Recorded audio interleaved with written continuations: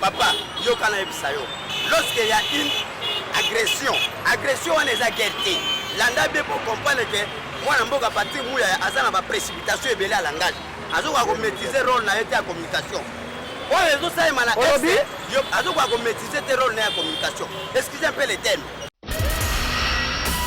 on a teke bokonza mboka za clair de kola biso donc partir mouya ya pour oyeba rôle ya musala zosa ti sikoyo tu peux comprendre que au décevoir biso tu ne maîtrises même pas bien la communication.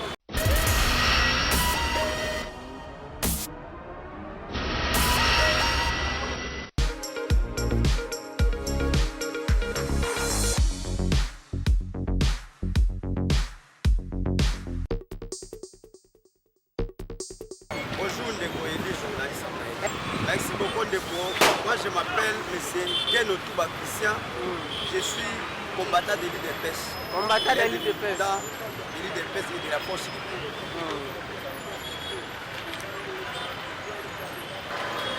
Ça va, merci. Moi Namboka, Telemito Banana, Yoma, Bamikuna, Mike, Oye, Chali, Mboka Nabiso, Tukatani na match, guerre na Est. Et puis, merci beaucoup Ndeko Langai, journaliste. Yambola Kobana Nyoso, a une minute de silence pour la mémoire. Il y a des compatriotes qui ont chopé makila bango na Est, trahison, bazo kufa pour la école ya moto sengi Yambola Nyoso, une minute de silence. Merci. Le monde déjà toza kopula na match topoli. Mais tu as qui m'a beau Dieu, mon quoi est fini. Beau Dieu, bimé belé, hôtels à ma camba mbongo. Oh, il y a un bureau ministre de l'Issus, bon, bazala kana kati kuna zaba bo ba seme kinae na famille nae. Biso to kataka ete bozwa ka bato mosusu, o ba bundela ka mboka me bozela ka bato na bino. Mais kana nukola kisaba na mboka mwa mukena o etali makambwana. Merci beaucoup, Bayimboka. Awa tozali na ba équation mibale. Nous allons la disqualification ya mboka, mais nous allons na massacre ozo salema lokola agression na partie ya est ya mboka. Mais lokola ezali tozo kele na point sur point ndenge tata journaliste a koloba awa to bandi na o etali disqualification eli koloba ndenge Léopard na biso elongwe na compétition to beni CAN o esalemi na Côte d'Ivoire. Ndeko journaliste na o etali disqualification ya équipe makambo eza ebele. Mais tout le monde qui on a balé, les joueurs na biso ba Léopard, na betaki na bango balé.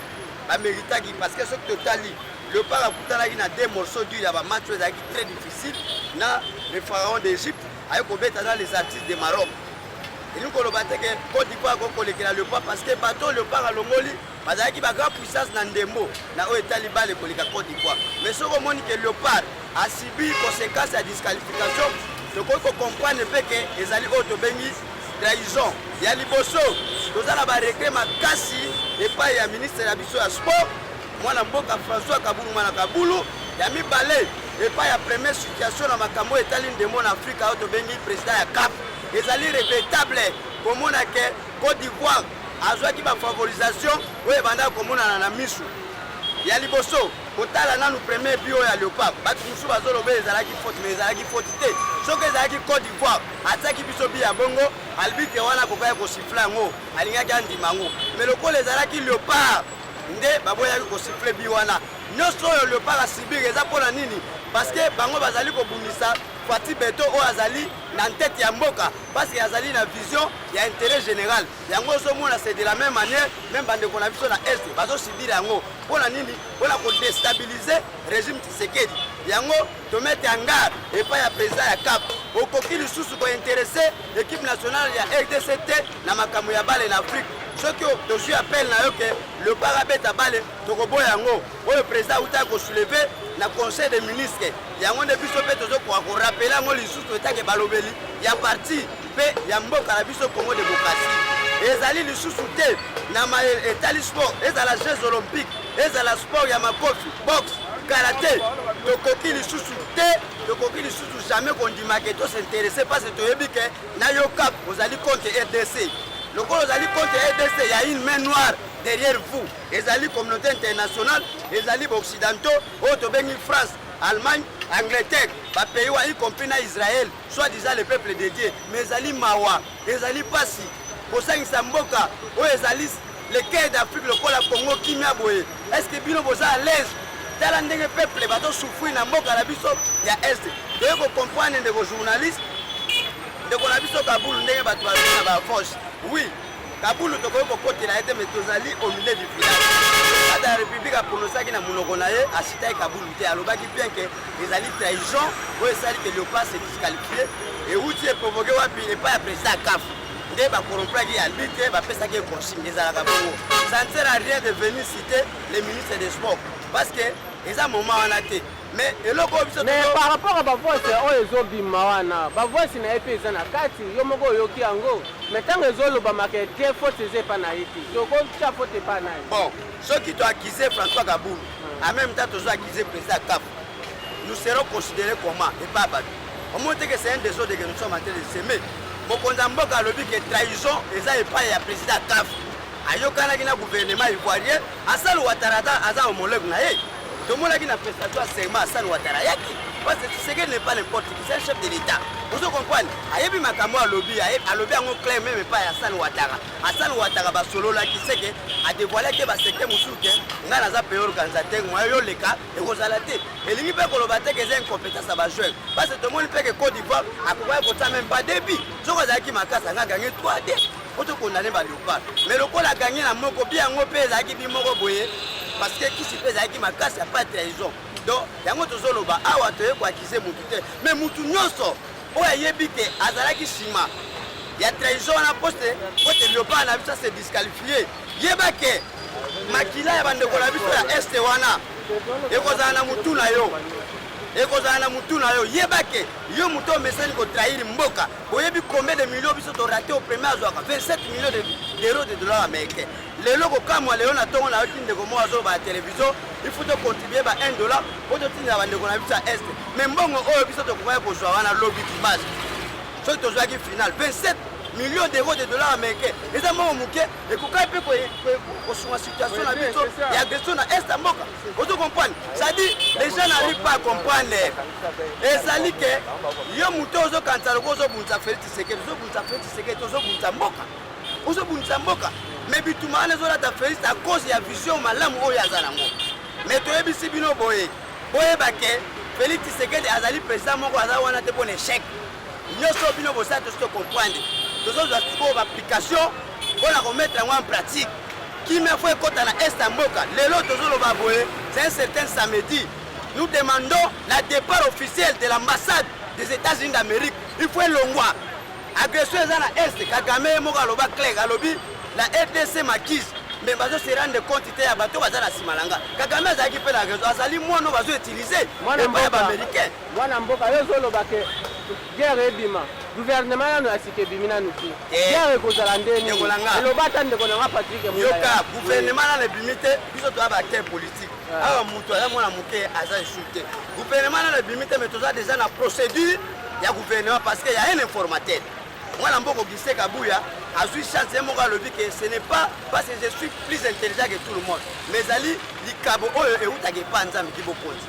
lokola batie informateur eza selon constitution na biso eza accès moko constitutionnel le président de la République après les élections doit nommer un informateur pour dévoiler la majorité eza bongo mwana mboka Augustin Kabuya tanga kokita sur le terrain ndenge bani musala ne bongo azoluka koyeba majorité eza na ngambo oyo wapi parce que tous na ba regroupement politique ebele tozali na ba parti politique ebele ebongi informateur a détecté majorité yango eza watanga ko détecter majorité ndako kene inde après si rapport et pas tata mokonzi wa ekolo Félix Tshisekedi après mokonzi ko pesa ndingisa ya ko nommer ministre ya sika mbala mo gouvernement en place wana union sacrée aboué pia ndeza bongo toza ni na retard moko mais sauf que toza na procédure constitutionnelle papa yo kana ebisa yo lorsqu'il y a une agression wana eza guerre te landa bien pour comprendre que mwana mboka parti muya aza na ba précipitation ebele à langage azoka ko maîtriser rôle na yete ya communication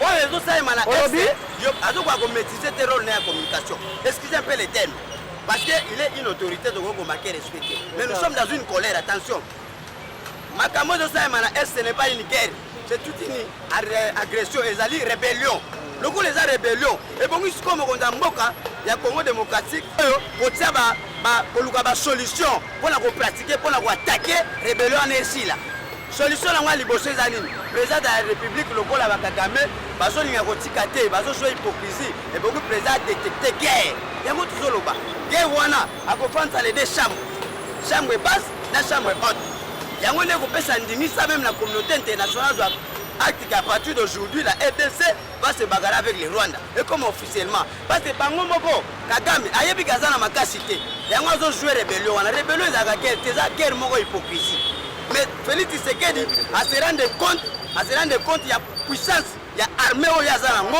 na capacité militaire au Yazarango il est censé il est prêt de signer une guerre officiellement avec le Rwanda mais la partie Mouya va se contredire par rapport à quoi mais c'est partie Mouya il faut oser la maîtrise il y a rôle de communication aux jouer Mouto va bien chef de l'État Azali au sommet autorité suprême lorsqu'il décide yon puku moko te yon nzinzi moko te museleke te moko te excusez le terme okokoka kolango wana ekobima lokola outrage parce que tant déjà comme ko boycotter makambo ko mboka zoloba et comme ko pousser na ba consulter ya kofinga et soko fingie et comme ba moko outrage vous serez au mukwata comme disent nous les Kasaïens au mukama do mofunge ndoko mona ndeko Caroline mette na jek atola na maya za na prison pour la nini ikola biloba loba on ne blague pas avec la parole d'un chef Mokonda Mboka tanga lobby, c'est lui qui a le commandement de notre pays. Yé Mokonde Ayebi a condamné Rwanda, a condamné le président Yakaf, a condamné Fekofa Nini à Côte d'Ivoire. Pour un tricage, on va triquer l'équipe pour se disqualifier. Mais au moment où Mokonda Mboka a clair de la vie. Donc, Patrick Mouyaya, il faut rôle à Moussa Rosati Sikoyo. Tu peux comprendre qu'au décevoir Bissot, tu ne maîtrises même pas bien la communication. Au comité à niveau, lorsque les chefs décident, ils ont contredit. Et puis, ils sont déjà incompétents, non seulement incompétents, mais aux alliés tête. Oui, on doit le dire clairement et net, mais ces journalistes, il y a peut-être gros assumes la première fois. Oui, moi, Namboka, tozalaki na mingi ya koloba na journal et l'hôtel, tozalaki na ndambo ala pona kosolola na na mainyo so yikoleka na mboka na biso este na ndenge tokatani na course tozalaki nango yango nde tozalaki na susi toloba na yo. Mais le gouvernement de Macan. Le gouvernement a rendu tout ça boyé, si na mars. À partir déjà des 10, disons, jusqu'à les 15, nous aurons déjà un nouveau gouvernement. Ce n'est pas tard. Nous laissons seulement l'État à l'informateur de faire son travail, de nous détecter la majorité. Ceux qui ont l'activité majorité constitutionnelle, ils allaient justice Yasuka, Yambok à la Bisso Congo démocratique. Ceux qui courent constitutionnel, à Monique, Batouana, essayent de valider Bango. Même dans l'espace, il y a des députés Bazangouana. Cour constitutionnel, Bazali censé, il y a Batoumoussou qui valider Bango la place de Bazangi. Ce n'est pas une chose qui va empêcher le président de ne pas nommer un gouvernement. Là, c'est faux. Le président est déjà avec une possibilité de nommer le gouvernement. Parce que le coup, a nommé des informateurs, en tout cas, d'abord, tout Pénéré Zaboye, to confirmer que la guerre est à Bissoko Bounana Rwanda et fait ma député Baloba Bandimake. Oui, Bissoko Ndimi. Papa Yoka. C'est ça. Guerre est à Bissona Rwanda et tali député de la Parlement. Parce que la carte de Parlement, on a bénéficié Bazali. Badongolo Misu, quand on a que le Parlement, Bazala la mission de la Mboka. Bakei na Parlement pour la servir, Babakamu na Bango. Nabasi na bango. Bozoka. Yoka ndeko na bisayo. Bango bakena pa écoute laissez-moi l'état de parler. Laisse-moi d'abord l'état de parler. Bango bakena parlement pour l'intérêt personnel. Bango bakena pour servir mboko atende ko langai. Hein? Guerre zo sale na Rwanda. Yo ebi combien de députés bazana na parlement bazasi magere Rwanda. Même Vital Kamerhe lelo akeko bima depuis Zelina na mboka la bango kini. Peuple congolais, pourquoi vous êtes dans une inconscience? Moutuloko la matata pole, boke ko voter sous député. Ake na parlement. Aokeno ko sala nini? Si baza parmi bateau baza na sima, ce sont des mains noires. On bazo sala ke guerre wana ya essai et balagaka ko yela comme disent nous à lingala bakanta.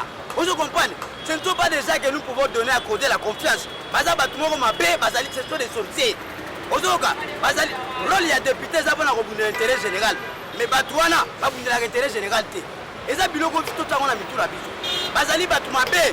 Baza wana baza compte félicité baza compte mboka na uta koloba ngo.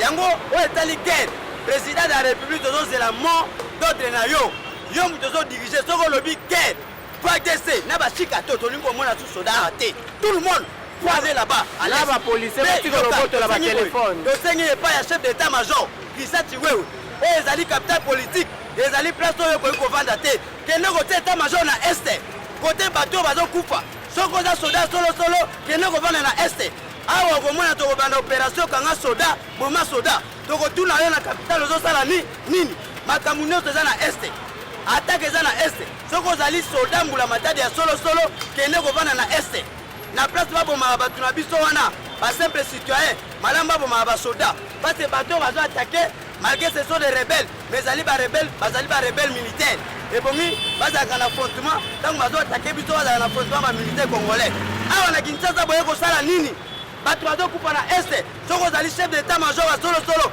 kende kote état major général na este awa ezali place ya kovanda te oyo ezali capital politique soda mobimba alinga vip toboyi biloko wana toza mpe na susi lisusu te ke bandeko na biso bakontinue kosibi na est keba même si vous êtes le chef d'état major oleki président de la république te tomettre yo mise en garde keba toza na posa ya bateatre te ya bateatre ase na se te soki ozali chef d'état major ya solosolo résout des problèmes mais c'est le ministre de la défense Jean-Pierre Bemba lobi osali descente na Goma précisément na est yo moko omonaki mpe oyebi ntina oyo esalaki Félix anommé ministre de la défense parce que ozalaki soldat oza na espérance osala même rébellion silisela biso pasi oza na est Jean-Pierre Bemba attention silisela biso pasi oyo ke oyo eza na est